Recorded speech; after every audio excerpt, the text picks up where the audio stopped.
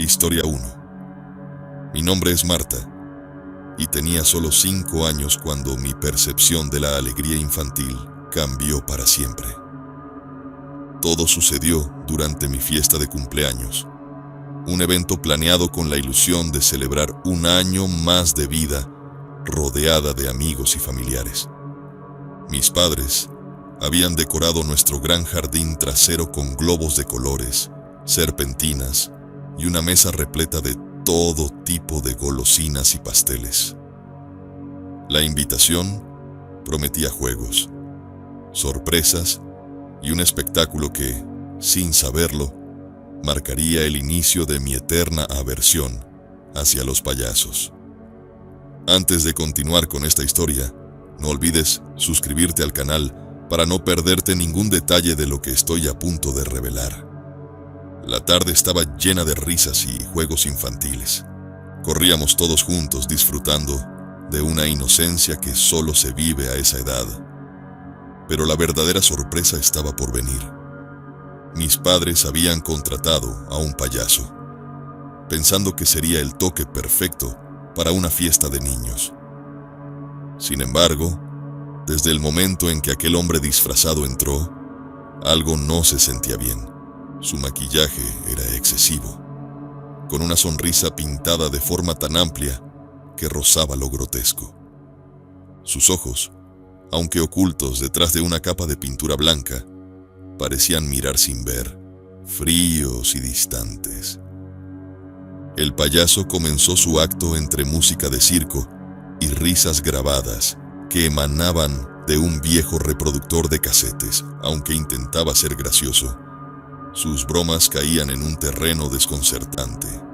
Su risa, supuestamente contagiosa, tenía un tono que más bien helaba la sangre, una risa que no parecía humana. Era una risa que resonaba con un eco siniestro, como si arrastrara tras de sí sombras de algo oscuro y olvidado. El juego que organizó fue el clímax de mi terror. Nos hizo formar un círculo y comenzó a caminar alrededor, tocando nuestras cabezas mientras cantaba una versión torcida y desafinada de pato, pato, ganso. Pero cuando llegaba el turno de ser el ganso, el payaso se inclinaba demasiado cerca, susurrando cosas que no podías entender completamente, pero que hacían que tu piel se erizara. Al final, se detuvo detrás de mí, su aliento frío en mi cuello mientras susurraba un ganso, que sonó más como una amenaza susurrada desde una tumba. Ese día, la fiesta terminó abruptamente para mí. Me encontré incapaz de moverme, paralizada por el miedo mientras observaba al payaso continuar su acto como si nada anormal estuviera pasando. Mis padres, preocupados por mi repentina palidez y temblores, decidieron llevarme a casa, lejos de la mirada penetrante del payaso. Lo que no sabían era que esa imagen y esa voz me seguirían en sueños durante muchos años, marcando el comienzo de un trauma que nunca he podido dejar atrás completamente. Continuando desde donde dejé, los días siguientes a mi fiesta de cumpleaños fueron solo el comienzo de un largo tormento. Cada noche, cuando la casa quedaba en silencio y las luces se apagaban, mi mente se transportaba de vuelta a aquel jardín, al círculo de niños y al payaso con su risa que helaba la sangre. Los sueños comenzaban siempre igual, con la música de circo distante que poco a poco se hacía más fuerte, hasta que lo veía a él, parado al borde de mi cama, sonriendo con su boca grotescamente pintada. Las pesadillas eran insoportablemente vívidas. El payaso no solo se limitaba a mirarme o a reír, empezaba a susurrar cosas, frases sin sentido que poco a poco comenzaron a formar mensajes claros y aterradores. Me hablaba de secretos que solo yo conocía, de miedos que nunca había compartido. Te veo cuando estás sola, decía con una voz que parecía arrastrarse desde las sombras. Sé lo que te asusta. El terror se convirtió en mi constante compañero, y no había noche que no terminara en un grito sofocado y una carrera hacia la habitación de mis padres. Preocupados por mis continuos terrores nocturnos, mis padres buscaron ayuda profesional. Psicólogos, terapeutas infantiles, incluso un amable anciano que decían que era experto en eliminar el mal de ojo. Pero nada funcionaba. Con cada tratamiento fallido, la desesperación de mis padres crecía, y con ella, mi sensación de aislamiento. Me volví retraída en la escuela. Evitaba las fiestas de cumpleaños y cualquier evento donde pudiera haber payasos. La mera mención de un circo hacía que mi corazón latiera descontroladamente. Lo peor de todo eran los susurros. Incluso despierta, empecé a oír su voz susurrándome desde las esquinas más oscuras de mi casa. Nunca lo veía, pero el sonido de su risa parecía burlarse de mí desde las sombras. Mis padres nunca escucharon nada y empezaron a preocuparse no solo por mis noches sin dormir, sino también por mi cordura. La lucha contra ese miedo implacable se convirtió en mi rutina diaria. Aprendí a vivir con un pie en la realidad y el otro en un mundo de terror constante, siempre esperando oír esa voz, temiendo el momento en que sus palabras volverían a materializarse en la oscuridad de mi habitación. Años después, y aún acosada por los ecos de aquel cumpleaños fatídico, me vi obligada a enfrentar mi pasado de la manera más directa y aterradora posible. Una parte de mí había esperado, ingenuamente, que el tiempo diluyera el terror, que los recuerdos se desvanecieran como lo hacen las pesadillas al amanecer. Sin embargo, cuando mi jefe anunció que todos los empleados asistiríamos a una función de circo para fomentar el espíritu de equipo, sentí cómo el antiguo terror se reavivaba con una fuerza brutal. A regañadientes y armada solo con la vaga esperanza de que tal vez, solo tal vez, mis miedos infantiles habían sido solo eso, infantiles, me dirigí al circo esa tarde. La carpa era enorme, un torbellino de colores y sonidos que, en lugar de maravillarme, solo servían para aumentar mi ansiedad. Me senté lo más lejos posible de la pista central, pero como si el destino jugara cruelmente conmigo, uno de los actos principales era un payaso. No cualquier payaso, sino uno que guardaba un asombroso parecido con el de mi quinta fiesta de cumpleaños. Su maquillaje, su vestimenta, incluso su manera de moverse, eran dolorosamente familiares. A medida que avanzaba el acto, el payaso comenzó a interactuar más con el público, y mi corazón se detuvo cuando nuestros ojos se encontraron. Lo que sucedió a continuación fue algo que nunca podría haber anticipado. Con una mirada que me perforó el alma, el payaso se acercó. Su aproximación fue lenta, calculada, y cuando finalmente estuvo frente a mí, se inclinó y susurró, con una voz que nadie más podía oír: «Te he extrañado». Las palabras me golpearon como un puñetazo. Luchando por mantener la compostura, le pregunté quién era y por qué me hacía esto. Con una sonrisa triste, el payaso se quitó parte del maquillaje, revelando una cicatriz muy familiar. Era el hijo mayor de nuestros antiguos vecinos, alguien que había sufrido en silencio su propio tormento familiar. Me explicó que aquel día, hace años, intentaba comunicar su propio dolor de la única manera que sabía, a través de su acto, esperando que alguien pudiera entender. Aquel encuentro no borró mis miedos, pero transformó algo dentro de mí. Comprendí que a veces, los monstruos que tememos no son más que reflejos de nuestras propias heridas, proyecciones de nuestros miedos internos. Aprendí que enfrentar a esos fantasmas puede no liberarnos completamente de ellos, pero nos da la fuerza para vivir con ellos. Así que, Aunque la sombra del payaso todavía visita mis sueños de vez en cuando, ya no corro de ellos. Ahora los enfrento, armada con la verdad y una comprensión más profunda de lo que realmente significan.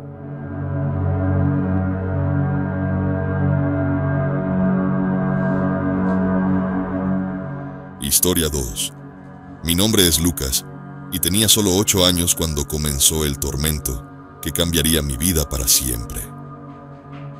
Todo empezó con las visitas de mi tío Roberto, un hombre de aspecto severo y voz grave que parecía encontrar un placer sádico en asustar a un niño. Cada vez que venía a casa, traía consigo oscuras historias envueltas en el manto de la noche.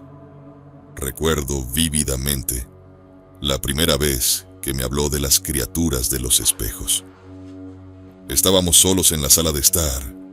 La luz tenue apenas luchaba contra la oscuridad que se cernía fuera de las ventanas. Lucas, dijo con una sonrisa maliciosa, ¿alguna vez te has preguntado qué hay detrás de tu reflejo en el espejo?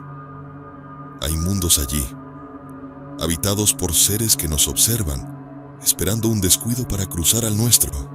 Su tono era tan convincente, su mirada tan penetrante, que sentí un escalofrío recorrer mi espalda. Esa noche, después de que se fue, me encontré evitando pasar frente al espejo del pasillo.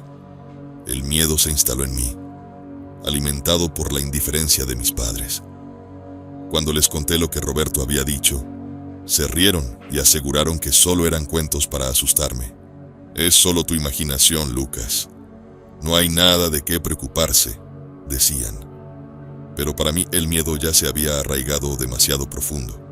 Las visitas continuaron y con ellas, nuevas historias. Roberto describía cómo las criaturas del espejo podían distorsionar tu reflejo, manipularlo o incluso atraparte dentro para siempre. Cada relato era más detallado y aterrador que el anterior. Con el tiempo, los espejos se convirtieron para mí en portales de terror, superficies traicioneras que evitaba a toda costa, temiendo lo que podía acechar al otro lado, esperando su momento para mirarme de nuevo. Las historias de mi tío Roberto cobraron una dimensión aún más terrorífica durante una noche de tormenta eléctrica, que parecía sacada de uno de sus relatos macabros. El cielo se desgarraba con cada relámpago, y el sonido de los truenos se mezclaba con el aullar del viento. La electricidad había fallado, dejando la casa sumida en una oscuridad apenas rota por las velas titilantes que mis padres habían distribuido por las habitaciones. Roberto, aprovechando la atmósfera cargada de tensión, decidió llevar su juego a un nuevo nivel. Me pidió que lo ayudara a buscar más velas en el altillo, pero en el camino pasamos por el gran espejo del pasillo.